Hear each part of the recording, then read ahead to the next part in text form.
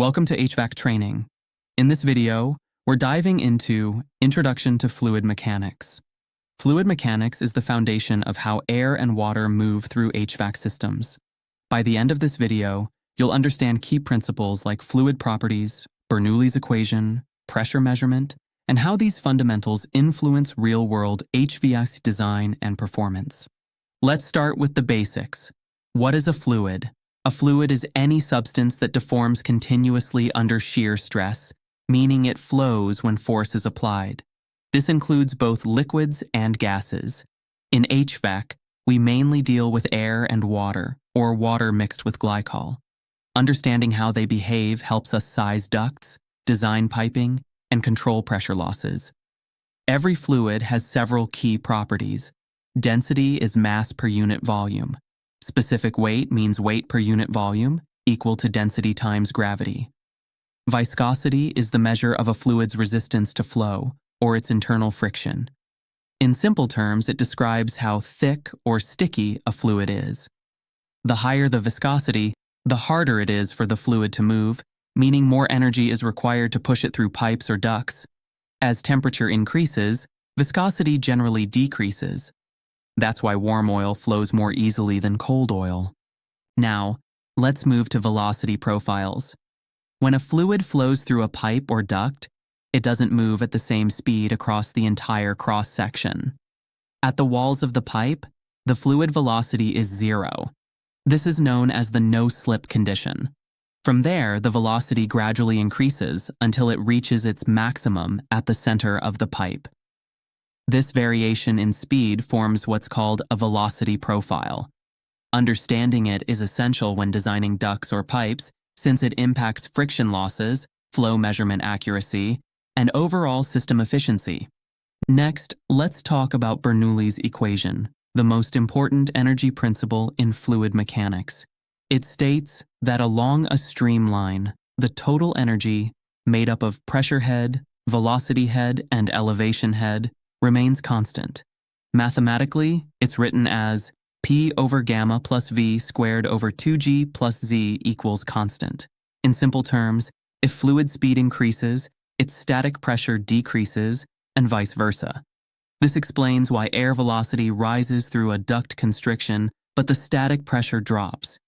In HVAC applications, Bernoulli's equation helps us predict pressure and velocity changes through ducts and fittings, understand how diffusers and coils interact with air, and optimize fan and pump energy usage.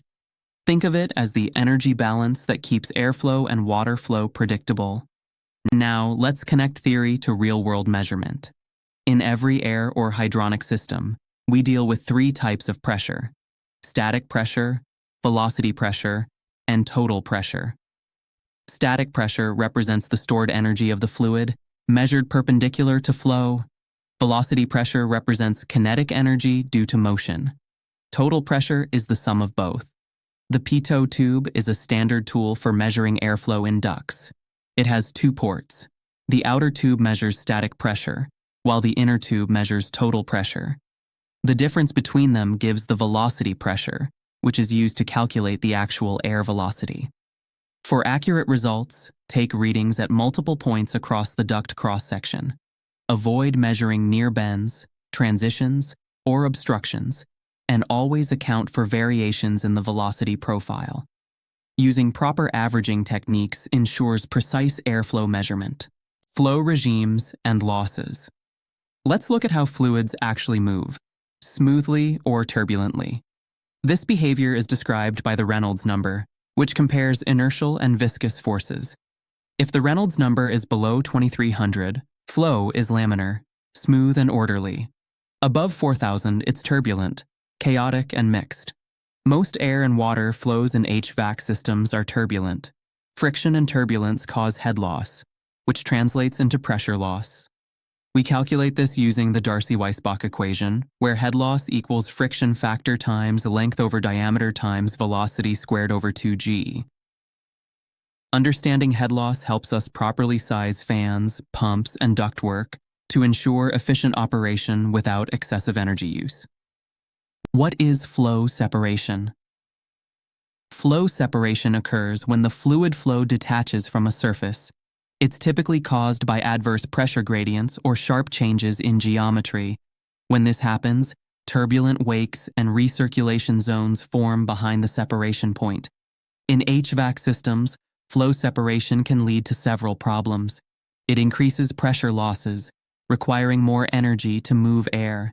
It reduces efficiency, wasting fan power. It also generates noise due to turbulence and causes poor air distribution from uneven airflow.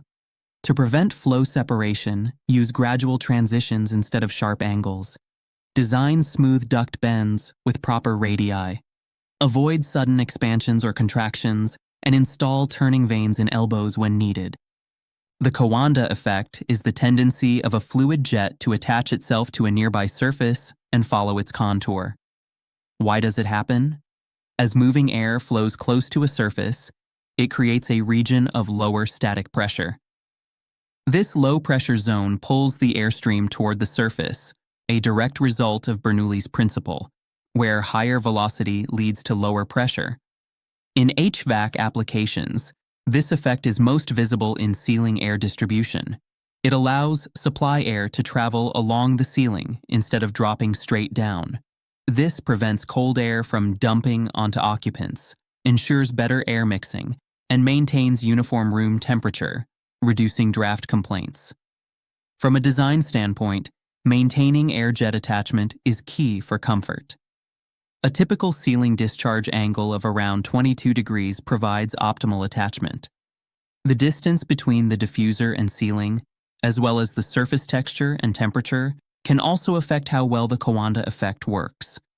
Let's look at how fluid mechanics directly impacts HVAC design.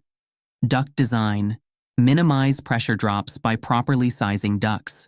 Avoid sharp transitions that cause flow separation, and use gradual expansions to help recover static pressure. Always consider velocity profiles to ensure accurate airflow measurements and system balancing. Air distribution. Leverage the Coanda effect in ceiling-mounted systems to keep airflow attached to surfaces. Control the jet throw by selecting the right diffuser type. Maintain attached flow to prevent drafts and discomfort, while balancing velocity and pressure for efficient performance. System efficiency. Lower pressure drops mean reduced fan energy. Smooth flow paths result in quieter operation. And with proper airflow measurement, system balancing becomes more accurate. Ultimately, understanding these fluid mechanics principles leads to better system efficiency, comfort, and troubleshooting. To summarize, fluid mechanics explains everything about how air and water behave inside HVAC systems. From Bernoulli's equation to pressure measurement and the Coanda effect, these principles guide how we design, balance, and troubleshoot our systems. If you understand how fluid energy converts between pressure and velocity, you'll have the foundation to tackle duct design, hydronic balancing, and airflow optimization with confidence. Don't forget to like, share, and subscribe for more HVAC master training videos, where we turn complex engineering theory into real-world knowledge.